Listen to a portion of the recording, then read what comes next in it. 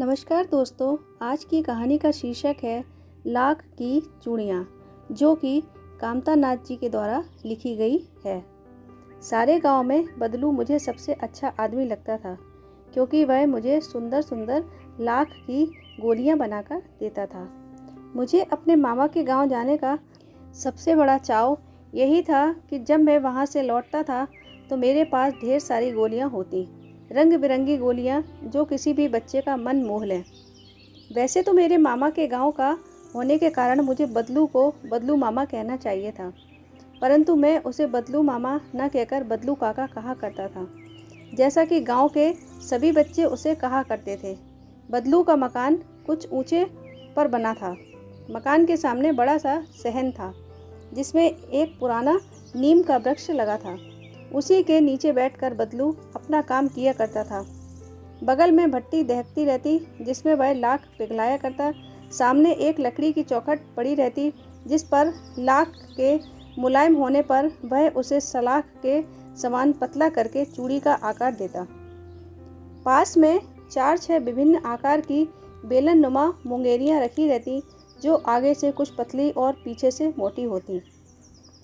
लाख की चूड़ी का आकार देकर वह उन्हें मुंगेरियों पर चढ़ाकर गोल और चिकना बनाता, और तब एक एक कर पूरे हाथ की चूड़ियाँ बना चुकने के पश्चात वह उन पर रंग करता।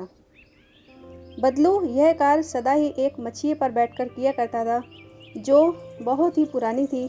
बगल में ही उसका हुक्का रखा रहता, जिसे वह बीच बीच में पीता रहता। गांव में मेरा दोपहर का समय अधिकतर बदलू के पास बीतता। वह मुझे लला कहा करता और मेरे पहुंचते ही मेरे लिए तुरंत एक मछिया मंगा देता। मैं घंटों बैठे बैठे उसे इस प्रकार चूड़ियाँ बनाते देखता रहता। लगभग रोज ही वह 4-6 जोड़े चूड़ियाँ बनाता। पूरा जोड़ा बना लेने पर वह उसे बेलन पर चढ़ाकर कुछ क्षण चुपचाप देखता रहता, मानो वह बेलन न होकर किसी नववधू की कलाई हो। बदलू मनिहार था। चूड़ियाँ बनाना उसका पैतृक पेशा था और वास्तव में वह बहुत ही सुंदर चूड़ियाँ बनाता था। उसकी बनाई हुई चूड़ियों की खपत भी बहुत थी। उस गांव में तो सभी स्त्रियां उसकी बनाई हुई चूड़ियाँ पहनती ही थीं। आसपास के गांव के लोग भी उससे चूड़ियाँ ले जाते थे, परंतु वह कभी भी चूड़ियों को पैसे से न बेचता था। उसका अभी तक वस्तु विनिमय का तरीका था, जो लोग अनाज के बदले उससे चूड़ियाँ ले जाते थे। बदलू स्वभाव से बहुत सीधा था। मैंने कभी भी उसे किसी से झगड़ते नहीं देखा। हाँ, शादी विवाह के अवसरों पर वह अवश्य जिद पकड़ जाता था। जीवन भर चाहे कोई उससे मुफ्त चूड़ियाँ ले जाए, परंतु विवाह के अवसर पर वह सारी कसर निकाल लेता था। आखिर सुहाग के जोड़े का महत्व ही और होता है। मुझे याद है, मेरे मामा के यहाँ किसी लड़की के विवाह पर जरा सी किसी बात पर बिगड़ गया था और फिर उसको मनाने में लोहे लग गए थे। विवाह में इसी जोड़े का मूल्य इतना बढ़ जाता था कि उसके लिए उसकी घरवाली को सारे वस्त्र मिलते, ढेरों अनाज मिलता, उसको अपने लिए पगड़ी मिलती और रुपए जो मिलते सो अलग। यदि संसार में बदलू को किसी बात से चिढ़ थी तो वह थी कांच की चूड़ियों से। यदि किसी भी स्त्री के हाथों में उसे कांच की चूड़ियाँ दिख जाती तो वह अंदर ही अंदर कुढ़ जाता और कभी कभी तो 2-4 बातें भी सुना देता। मुझसे तो वह घंटों बातें किया करता था। कभी मेरी पढ़ाई के बारे में पूछता, कभी मेरे घर के बारे में, और कभी यूं ही शहर के जीवन के बारे में। मैं उससे कहता कि शहर में सब कांच की चूड़ियाँ पहनते हैं, तो वह उत्तर देता, शहर की बात और है लला, वहाँ तो सभी कुछ होता है। वहाँ तो औरतें अपने मर्द का हाथ पकड़कर सड़कों पर घूमती भी हैं और उनकी कलाइयाँ नाजुक होती हैं ना। लाख की चूड़ियाँ पहने तो मौज ना आ जाए। कभी कभी बदलू मेरी अच्छी खासी खातिर भी करता। जिन दिनों उसकी गाय के दूध होता, वह सदा मेरे लिए मलाई बचा कर रखता, और आम की फसल में तो मैं रोज ही उसके यहाँ से 2-4 आम खा जाता। परंतु इन सब बातों के अतिरिक्त जिस कारण वह मुझे अच्छा लगता, वह था कि लगभग रोज वह मेरे लिए 1-2 गोलियां बना देता। मैं बहुधा हर गर्मी की छुट्टी में अपने मामा के यहाँ चला जाता और 1-आध महीने वहाँ रहकर स्कूल खुलने के समय तक वापस आ जाता। परंतु 2-3 बार ही मैं अपने मामा के यहाँ गया होऊंगा, तभी मेरे पिता कि एक दूर की शहर में बदली हो गई और एक लंबी अवधि तक मैं अपने मामा के गांव ना जा सका। लगभग 8-10 वर्षों के बाद जब मैं वहां गया तो इतना बड़ा हो चुका था कि लाख की गोलियों में मेरी रुचि नहीं रह गई थी। अतः गांव में होते हुए भी कई दिनों तक मुझे बदलू का ध्यान न आया। इस बीच मैंने देखा कि गांव में लगभग सभी स्त्रियां कांच की चूड़ियां पहने हैं। विरले ही हाथों में मैंने लाख की चूड़ियां देखी। तब एक दिन सहसा मुझे बदलू का ध्यान आया। बात यह हुई कि बरसात में मेरे मामा की छोटी लड़की आंगन में फिसल कर गिर पड़ी और उसके हाथ की कांच की चूड़ी टूटकर उसकी कलाई में घुस गई और उससे खून बहने लगा। मेरे मामा उस समय घर पर न थे, मुझे ही उसकी मरहम पट्टी करनी पड़ी। तभी सहसा मुझे बदलू का ध्यान हो आया और मैंने सोचा कि उससे मिल आऊं। अतः शाम को मैं घूमते घूमते उसके घर चला गया। बदलू वहीं चबूतरे पर नीम के नीचे एक खाट पर लेटा था। नमस्ते बदलू काका, मैंने कहा। नमस्ते भैया, उसने मेरी नमस्ते का उत्तर दिया और उठकर खाट पर बैठ गया।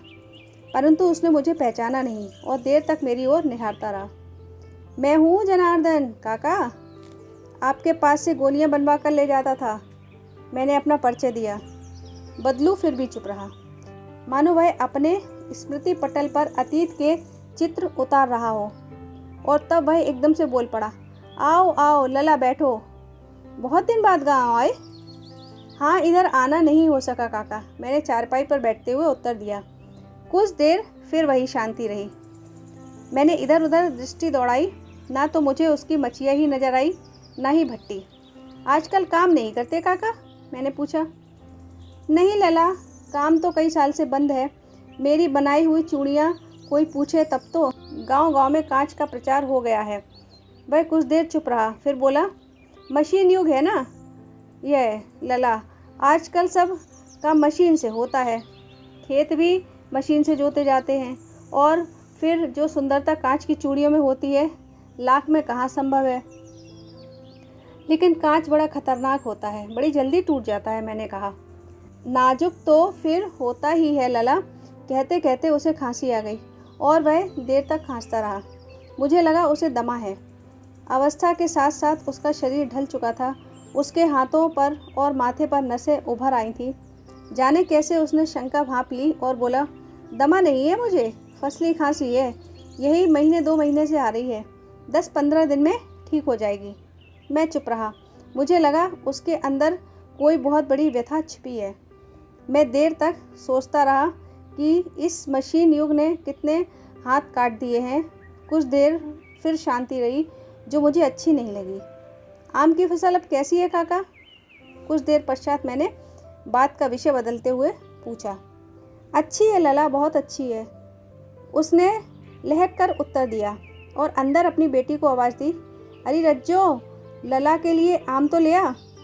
फिर मेरी ओर मुखातिब होकर बोला, माफ़ करना लला, तुम्हें आम खिलाना भूल गया। नहीं नहीं काका, आम तो इस साल मैंने बहुत खाए हैं। वाह वाह, बिना आम खिलाए कैसे जाने दूंगा तुमको। मैं चुप हो गया। मुझे वे दिन याद हुआ है जब वह मेरे लिए मलाई बचा कर रखता था। गाय तो अच्छी है ना काका, मैंने पूछा।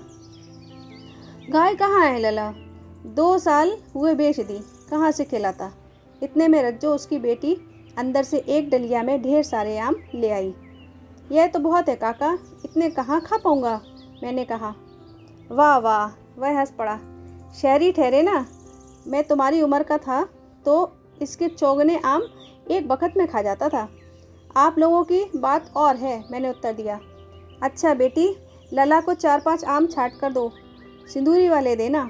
देखो लला कैसे हैं, इसी साल यह पेड़ तैयार हुआ है। रज्जो ने 4-5 आम अंजुली में लेकर मेरी ओर बढ़ा दिए। आम लेने के लिए मैंने हाथ बढ़ाया तो मेरी निगाह एक क्षण के लिए उसके हाथों पर ठिठक गई। गोरी गोरी कलाइयों पर लाख की चूड़ियाँ बहुत ही फब रही थीं। बदलू ने मेरी दृष्टि देख ली और बोल पड़ा, यही आखिरी जोड़ा बनाया था जमींदार साहब की बेटी के विवाह पर। 10 आने पैसे मुझको दे रहे थे, मैंने जोड़ा नहीं दिया, कहा शहर से ले आओ। मैंने आम ले लिए। थोड़ी देर पश्चात चला आया। मुझे प्रसन्नता हुई कि बदलू ने हार कर भी हार नहीं मानी। उसका व्यक्तित्व कांच की चूड़ियों जैसा ना था कि आसानी से टूट जाए। दोस्तों, ये कहानी यदि आपको अच्छी लगी हो तो इस वीडियो को लाइक व शेयर कीजिए और मेरे चैनल को सब्सक्राइब कीजिए।